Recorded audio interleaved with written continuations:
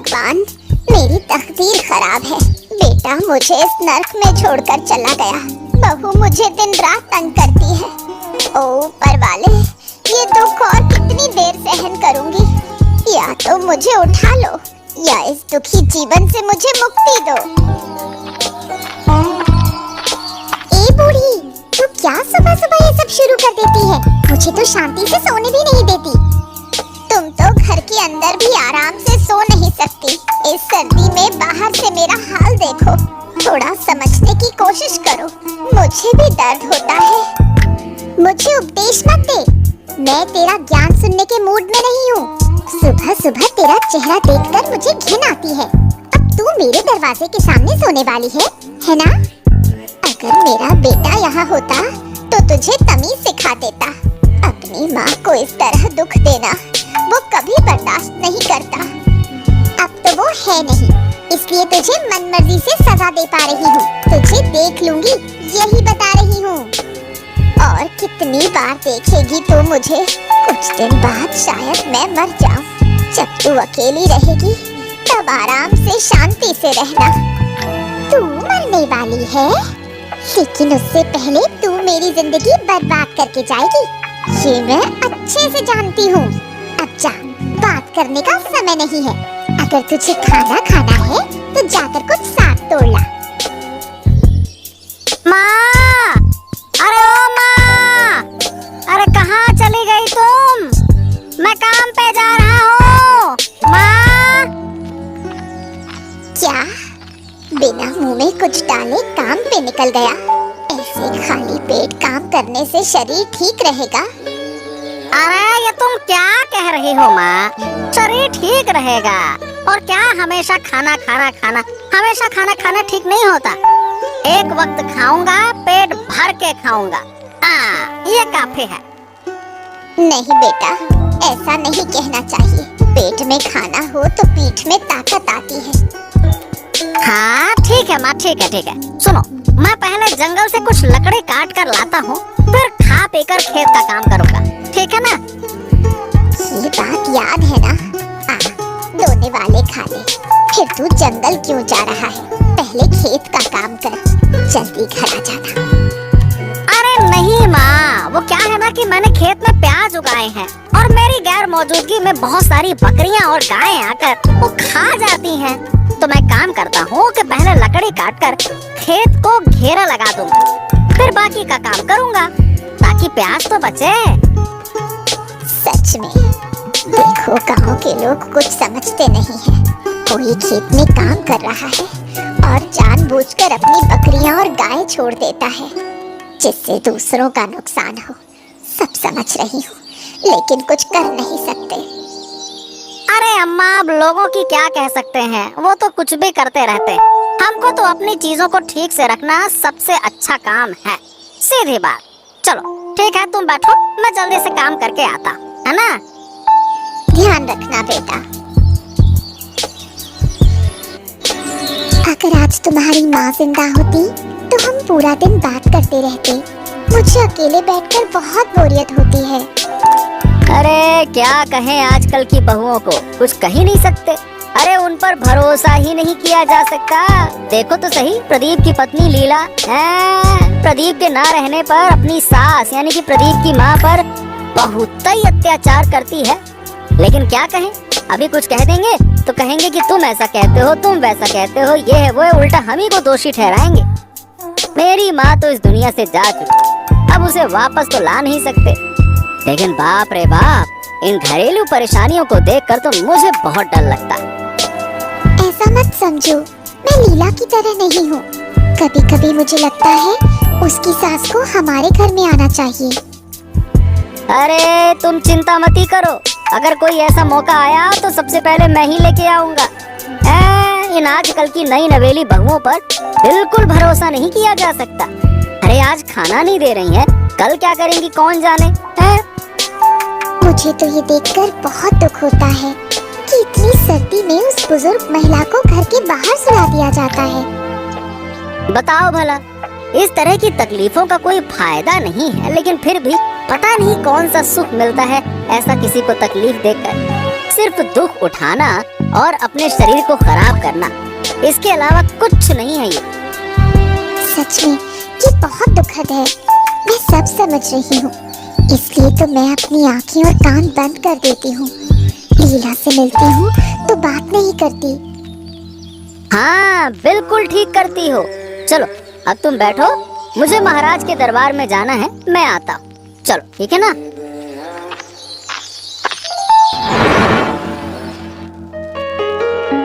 महाराज की जय हो। महाराज आप कैसे हैं? अरे आपको हम पहचान नहीं पा रहे हैं। आप हैं कौन बुढ़िया? क्या हमने आपको पहले कहीं देखा है क्या, या हमारी मुलाकात हुई है? नहीं महाराज, आपसे पहले कभी मेरी मुलाकात नहीं हुई, लेकिन ऊपर वाला जब भी मुझे जरूरत पड़ती है तो मुझे ठीक उसी जगह भेज देता है।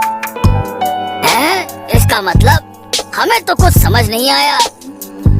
अगर महाराज की अनुमति हो तो मैं आपको कुछ कहना चाहती हूँ, कृपया गुस्सा मत होइएगा। क्या बात है, थोड़ा विस्तार से बताओ। महाराज, मैं यहाँ से आपके भाग्य को देख रही हूँ। कुछ ही दिनों में आपको एक बड़ा संकट आने वाला है। आपको इस संकट से बचना होगा। क्या संकट आ रहा है? आप किस संकट की बात कर रही है बुढ़िया? वो मैं आपको नहीं बता सकती, लेकिन आपको इस संकट से बचने के लिए कदम उठाने होंगे। इसलिए मैं आपको सावधान करने आई हूँ। वो तो ठीक है, लेकिन ये संकट आएगा कब? अगर मुझे समय पता होता तो मैं पहले ही सतर्क हो जाता। ये बताना मेरे लिए संभव नहीं। मैं केवल लोगों के आसपास से ये बता सकती हूँ कि उनका भविष्य कैसा होने वाला है। हाँ, तो आप एक काम करिए, जब तक हम इस संकट से नहीं बचते तब तक आप हमारे महल में रह सकती हैं। आराम से रहिए यहाँ पे। मेरे लिए ये संभव नहीं है, मुझे और काम करने बाहर जाना होगा। मैं चलती हूँ महाराज, अब मुझे जाने दें। क्या? अरे लेकिन आपने मुझे संकट से बचने का कोई तरीका नहीं बताया। संकट से बचने का तरीका आप खुद हैं। खुद पर विश्वास रखें, आप सभी संकटों से उबर सकते हैं। ध्यान रखें, मैं जा रही हूँ। ओफो, क्या करें? अब तो हम बड़ी मुसीबत में फंस गए। अब तो सोच विचार में ही हमारी नींद उड़ जाएगी।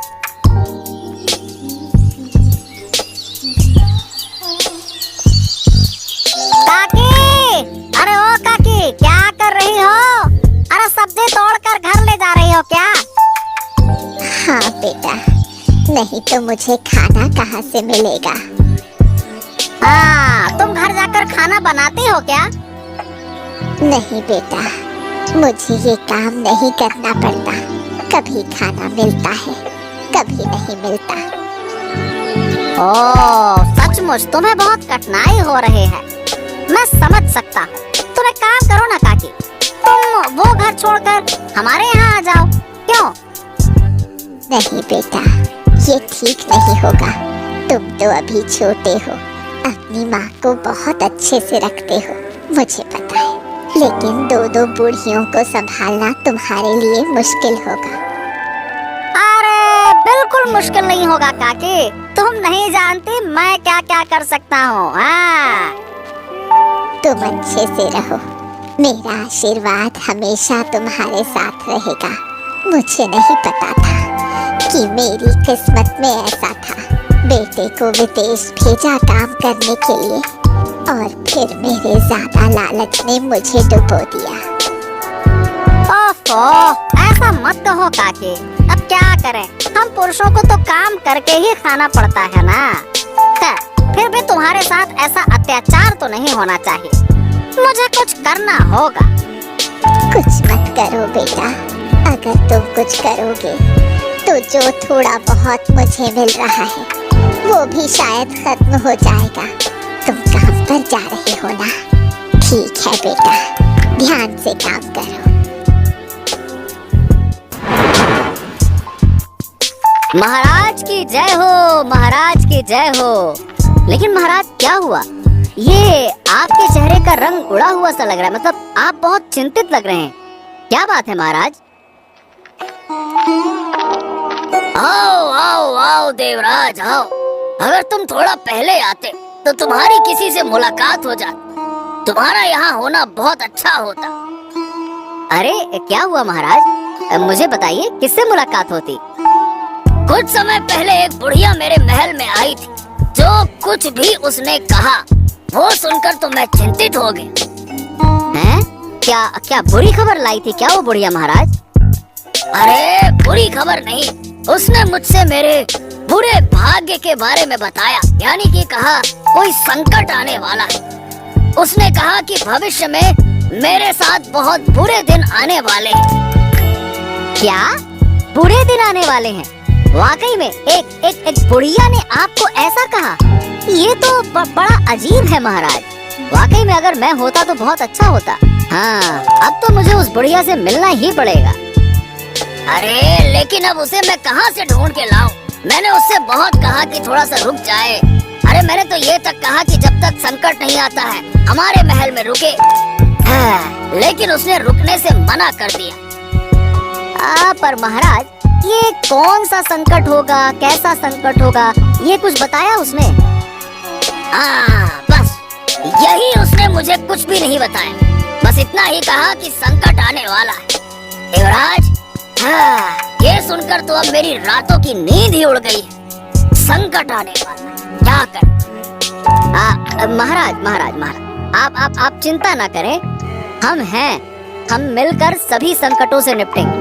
आपको कोई चिंता नहीं करनी चाहिए, आप निश्चिंत रहिए। निश्चिंत कैसे रहूं? इस मन को कैसे शांत करूं? मन तो बस संकट के बारे में ही सोचता है। चलो अब देखते हैं कि मेरे भाग्य में क्या लिखा है। आपने जब कहा कि बूढ़ी माँ आप भविष्य देख सकती हो, तो मेरा भविष्य भी थोड़ा बताइए। तेरा भविष्य क्या बताऊं बेटी, तू बिना चाहे ही बहुत कष्ट झेल रही है। तेरा दुख कोई नहीं समझता। लोग हमेशा तुझे गलत समझते हैं। आप सही कह रही हैं बूढ़ी माँ। चाहे मैं कितनी भी कोशिश कर लूं, मेरे दुख को कोई नहीं समझता। इन सभी चीजों की वजह मेरी सास है। मेरी सास मुझे कभी भी शांति नहीं देती। ये तो मैं देख रही हूँ, भविष्य में तेरी सास तेरा जीवन भी ले सकती है, ये संभावना है। आप कुछ करें बूढ़ी माँ, नहीं तो मैं बिल्कुल मर जाऊंगी। ये लो बहू, मैंने साग तोड़ दिया है। अब तुम खाना पकाना शुरू कर सकती हो। देखा आपने, आते ही मुझ पर काम लगा दिया। अब बताइए, एक औरत दिन रात मेहनत करती है। ये तो साफ दिख रहा है। फिर तुम इसे घर में क्यों रहने देती हो? घर से बाहर निकाल दो। तुम कौन हो? मुझे ठीक से पहचान भी नहीं पा रही हो। तुम हमारे बीच लड़ाई बढ़ाने क्यों आई हो? क्या चाहती हो यहाँ? सुनो बेटी, अगर तुम जिंदा रहना चाहती हो तो इसे अभी यहाँ से निकाल दो। तू अभी यहाँ से चली जा। कभी इस घर में कदम मत रखना, नहीं तो बहुत बुरा होगा। क्या कह रही हो बहू? तुम मुझे किसी और की बातों में आकर मेरे घर से बाहर निकाल दोगी? हाँ हाँ निकाल दूंगी, क्योंकि वो मेरा भला चाहती है और आप नहीं चाहती, इसलिए तुम्हें बाहर निकाल दूंगी। मुझे तुम्हारे साथ बात करने में भी कोई दिलचस्पी नहीं है। जल्दी यहाँ से चली जाओ। ठीक है बहू, मैं जा रही हूँ और कभी इस घर में नहीं आऊंगी। तुम अपना घर बार संभालो, मैं तुम्हें परेशान नहीं करूंगी। देखो गिन्नी, अरे गिन्नी, अरे गिन्नी बाहर आओ। देखो तुम्हारा दुख अब दूर हो जाएगा। अरे देखो तो किसे लाया हूँ मेरे साथ। अरे बूढ़ी माँ, आप आ गई। आओ आओ, तेरी तो किस्मत है कि आप मेरे घर आई। क्या कह रही हो बहू? मुझे तुम्हारे घर आने पर भाग्यशाली समझ रही हो? मेरी अपनी बहू मुझे देखना भी पसंद नहीं करती, हमेशा मुझे ताने देती रहती है। आज तो मुझे घर से ही निकाल दिया। क्या सच में आपको घर से निकाल दिया? हाँ, बहू ने, और क्या। अरे बूढ़ी माँ रोती हुई सड़क पर जा रही थी। अच्छा हुआ कि मेरी मुलाकात उनसे हो गई, इसीलिए मैं उन्हें अपने घर ले आया। हाँ अरे बस अब मत रो। तुम लोग मुझे घर ले जाकर क्यों अपना बोझ बढ़ा रहे हो? मुझे छोड़ दो, मैं अकेले कहीं भी चली जाऊंगी। अरे ऐसा मत कहो बूढ़ी माँ, हम लोग तो चाहते ही थे कि आप हमारे साथ रहें। और क्या, राखी भी कह रही थी कि उसे अकेलापन महसूस होता है। अरे बस आप ऐसा मत कहो बूढ़ी माँ, और हम लोग तो चाहते ही थे कि आप हमारे साथ रहें। अरे राखी भी कह रही थी कि उसे अकेलापन महसूस होता है। हाँ, अब क्या है ना कि मैंने अपनी माँ को बहुत पहले ही खो दिया था। अब आप हमारे साथ रहिए, माँ और सास दोनों बनकर। क्यों? क्या एक बार तुम्हारे घर आई तो अब तुम्हारे साथ ही रहना पड़ेगा? इसका क्या मतलब है?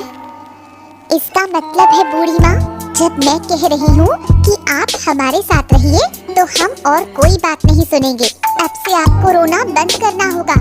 आपको पता है आप हमारी अपनी हैं, हम ही आपकी सेवा करेंगे। हाँ, बिल्कुल सही कहा गिन्नी। हाँ, चलो इन्हें अंदर लेकर चलें। चलो।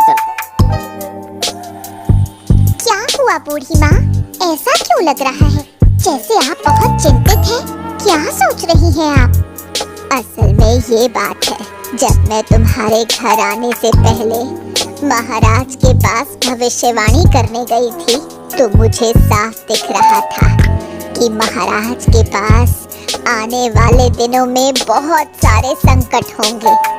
इसलिए मैं सोच रही थी। आप क्या महाराज को बचाने का प्लान सोच रही हैं? नहीं, ऐसा कोई प्लान नहीं था। दरअसल मैं कुछ और ही सोच रही थी।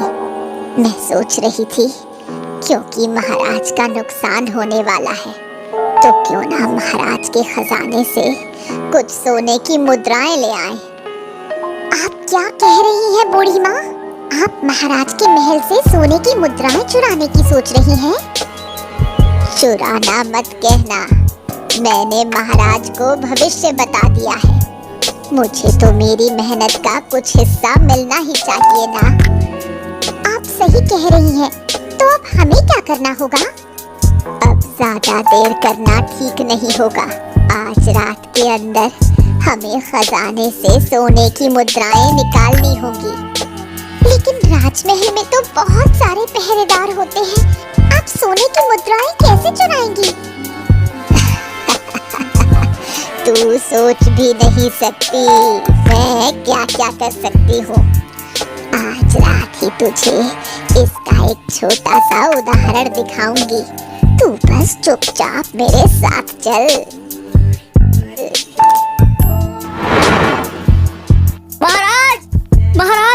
महाराज, क्या मैंने सही सुना? क्या सच में हमारे महल के खजाने से सोने के सिक्के चोरी हो गए हैं? हाँ, तुमने बिल्कुल सही सुना देवराज। अरे मेरी दुर्बल किस्मत, इतनी सतर्कता के बावजूद हमारे खजाने से चोरी हो गई। हाँ। अरे मैं तो ये सोच रहा हूँ महाराज कि ये पहरेदार क्या कर रहे थे? क्या सबके सब नशा करके सो रहे थे क्या? अरे सबके सब बेहोश पड़े थे। वाकई में क्या है कि जो चोर आया था उसने पहले पहरेदारों को बेहोश किया और फिर खजाना लूट कर ले गया। नालायक कहीं का। क्या? हे भगवान, ये तो बहुत खतरनाक चोर होगा। अरे खतरनाक चोर होगा ये तो ठीक है, लेकिन अब मुझे उस बुजुर्ग महिला की याद आ रही। उसने मुझे पहले ही चेतावनी दी थी कि मेरी मुसीबत आने वाली है। संकट, मैंने तुम्हें बताया था ना। हाँ, मेरी किस्मत का संकट यही है। लेकिन महाराज, इतनी बड़ी मुसीबत, मेरा मतलब संकट, ये तो हमने सोचा ही नहीं था। अगर पता होता तो मैं खुद रात भर पहरा देता। अरे मुझे पता होता तो मैं भी पहरा देता। ऐसे कैसे कोई चुरा कर ले जाता? लेकिन आज हमारे पहरेदारों को बेहोश कर सोने के सिक्के लूट कर वो चोर चला गया। अब कौन जानता है देवराज कि ऐसे ही किसी दिन कोई आए और मेरे पहरेदारों को बेहोश करे और मुझे मारकर चला जाए, तब क्या होगा? अरे नहीं नहीं नहीं नहीं महाराज, आप ऐसी अशुभ बातें ना करें। मैं हूँ ना, आपको कोई नुकसान नहीं होगा। लेकिन किसी भी हालत में हमें अब ये पता करना होगा कि ये काम आखिरकार किया किसने। हाँ, ये तुमने सही कहा। तो ठीक है, तुम जो भी कर सकते हो करो। मैं तो चिंता में परेशान हूँ। मुझे तो कुछ समझ नहीं आ रहा कि क्या करें और आगे क्या होगा। इस घर के आंगन में सोने का सिक्का क्यों पड़ा है? क्या मामला है? नहीं नहीं, इसे छिपाकर पहले उठा लेती हूँ। अरे छी छी छी छी छी, फिर से सुबह सुबह तू अपना चेहरा दिखाने चली आई? तेरा कोई काम धंधा नहीं है क्या? क्यों मुझे परेशान करने आई है? मैं तुम्हें खबर देने आई थी बहू। खबर? कौन सी खबर की बात कर रही हो? तुझे पता नहीं है, हमारे राज्य में चोरों का आतंक बढ़ गया है। खुद महाराज के खजाने से सोने के सिक्के लुट गए हैं। तो मैं क्या करूं? सुबह सुबह कोई काम नहीं है और तू इन कहानियों को सुनाने चली आई? असल में जो बुजुर्ग महिला थी वो तो भविष्य देख सकती थी। वो पहले ही जान गई कि महाराज के महल में चोरी होने वाली है। बुजुर्ग महिला ने पहले ही चेतावनी दे दी थी, लेकिन महाराज ने कोई कदम नहीं उठाया। अब वो क्या करे? सच कह रही हो तो वो एक महान ज्योतिषी है। अगर मैं उनके साथ रहती तो बहुत फायदा होता। मुझे घर में रहने दो बहू। नहीं नहीं, अब इस घर में रहने की कोई जरूरत नहीं है। कुछ महीनों बाद देखूंगी, घर को फिर से नया बनाऊंगी। घर बनवाएगी, लेकिन पैसे कहाँ से लाएगी बहू? सब इंतजाम हो जाएगा। सोचती हूँ कि तेरा क्या होगा। तू मेरे घर से चली जा, मुझे तो बिल्कुल भी पसंद नहीं। अरे मुझे पहले से ही शक हो गया था। इस नई बुजुर्ग महिला के पास जरूर कोई ऐसी दवा होगी जिससे उन्होंने महल के सभी लोगों को बेहोश किया। हाँ, मुझे भी ऐसा लगता है, लेकिन मुझे अब डर लग रहा है। आपको किससे डर लग रहा है? वो बुजुर्ग महिला बहुत खतरनाक है। मेरी बहू उसके पास है। अगर वो सोने के सिक्कों के लोभ में सबको बेहोश कर महल में चोरी कर सकती है, तो वो मेरी बहू को भी नुकसान पहुंचा सकती है। वाह वाह वाह वाह वाह, वही बहू ना जो आपकी बात नहीं सुनती और आपको हमेशा गालियाँ देती है, कभी आपको बाहर निकाल देती है। वाह वाह वाह, उसके लिए आपको बड़ी चिंता हो रही है।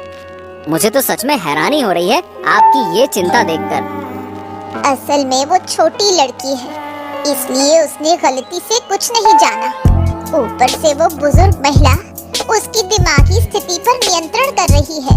मुझे लगता है कि उसे उस घर से हटाना होगा। ओहो, तो किया ही क्या जा सकता है फिर? अब आप ही बताइए बुजुर्ग महिला, क्या करें?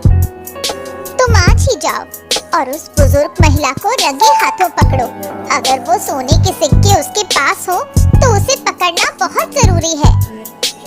अरे जरूर, वो उसके पास ही होंगे और वो सोने के सिक्के जाएंगे कहाँ? ठीक है, अब मैं देर नहीं करूँगा। आज रात ही मैं इस मामले का हल निकाल लूंगा, लेकिन उससे पहले मुझे महाराज से तुरंत मिलना होगा। मैं जाता हूँ। महाराज की जय हो, महाराज की जय हो। महाराज, थोड़ा देर रात आपको परेशान करने के लिए आया हूँ। क्या बात है देवराज, तुम्हें इतनी रात को क्या जरूरत पड़ी, बताओ। दरअसल महाराज, मैंने एक व्यक्ति पर संदेह किया है जिसने आपके खजाने से सोने के सिक्के चुराए। क्या बात कर रहे हो? कौन है वो? उसका नाम बताओ, हम उसे देखना चाहते हैं। कौन है वो, बताओ। महाराज थोड़ा शांत हो जाइए। सिर्फ देखना नहीं है महाराज, बल्कि मैं सोच रहा हूँ कि उसे रंगे हाथों पकड़ा जाए। तो मैं आपसे ये अनुरोध करने के लिए आया हूँ कि कृपया मुझे 2 प्रहरियों के साथ भेज दिया जाए। अच्छा, हाँ ठीक है ना, बिल्कुल बिल्कुल। तुम्हें जितने भी प्रहरियों की जरूरत हो तुम ले जाओ और उस चोर को रंगे हाथों पकड़कर मेरे महल ले आओ। हम उसे सजा देना चाहते हैं। जाओ। बहुत बहुत धन्यवाद महाराज, और मुझे यहाँ ज्यादा देर नहीं करनी चाहिए। मैं जल्दी से अपना काम निपटा कर आता हूँ महाराज। हाँ ठीक है, ठीक। हम अच्छी खबर का इंतजार करेंगे। अब रात हो गई है, अब यहाँ से भागना होगा। अब ज्यादा देर करना ठीक नहीं होगा, लेकिन बहू को बेहोश किए बिना मैं यहाँ से नहीं जा सकती। एक बार आवाज देती हूँ, कहाँ हो बहू, एक बार बाहर आओ। हाँ बूढ़ी माँ, बताइए कब सोने के सिक्कों का बंटवारा करेंगे? बस बहू, यही तो कारण है, इसीलिए तुम्हें बुलाया है। एक बार मेरे पास आओ।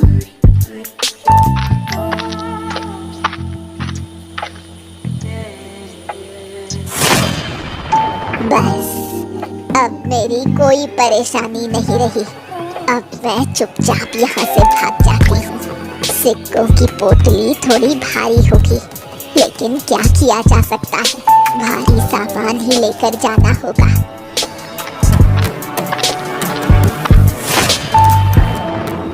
अरे अरे अरे अरे, रुको रुको रुको, कहाँ? अरे कहाँ जा रही हो बुढ़िया? चुराए गए सोने के सिक्कों के साथ भाग रही हो, हैं? बेहोश कर दोगी। मैं तुम्हें ये मौका ही नहीं दूंगा बुढ़िया। आज मैं तुझे महल लेकर जाऊंगा। अरे पहरेदारों, ज्यादा देर मत करो, जल्दी से इसके हाथ पकड़ो, नहीं तो ये हमें बेहोश करके कुछ लेकर भाग जाएगी। जल्दी करो। हाँ, ये देखिए महाराज, ये है वही चोर। क्या? मुझे यकीन नहीं हो रहा। ये बुढ़िया, यही बुढ़िया मुझे भविष्य के बारे में बता चुकी थी कि मेरे भविष्य में संकट है, खतरा है, और आज यही मेरे महल में चोरी करने के लिए आई थी। ओह, ये क्या माजरा है? ये तो मतलब बड़ा हैरान करने वाला है। आप ये सोचिए महाराज कि इस बुढ़िया के पास इतनी शक्ति थी कि इसने हमारे पहरेदारों को भी बेहोश कर दिया और अपना काम पूरा करके चली भी गई। सोचिए। अरे मुझे तो ये सोच कर भी हैरानी हो रही है।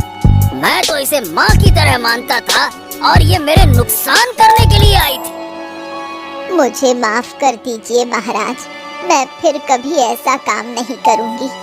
ये मेरी बड़ी गलती थी महाराज। हाँ, और तुमसे गलती हुई है और गलती की सजा भी तुम्हें मिलनी चाहिए। कम से कम 2 साल के लिए जेल में डाल दीजिए महाराज, नहीं तो इसे समझ नहीं आएगा। बड़ी चालबाज है ये। हाँ, तुम ठीक कहते हो देवराज। है बुढ़िया, तुम्हें 2 सालों की सजा सुनाई जाती है। सैनिकों, ले जाओ इसे। क्या मुझे इस बार माफ नहीं करेंगे? कृपया दया करें महाराज, मैं फिर कभी ऐसी गलती नहीं करूंगी। नहीं नहीं नहीं नहीं नहीं, तुम्हारी कोई बात नहीं सुनी जाएगी। अभी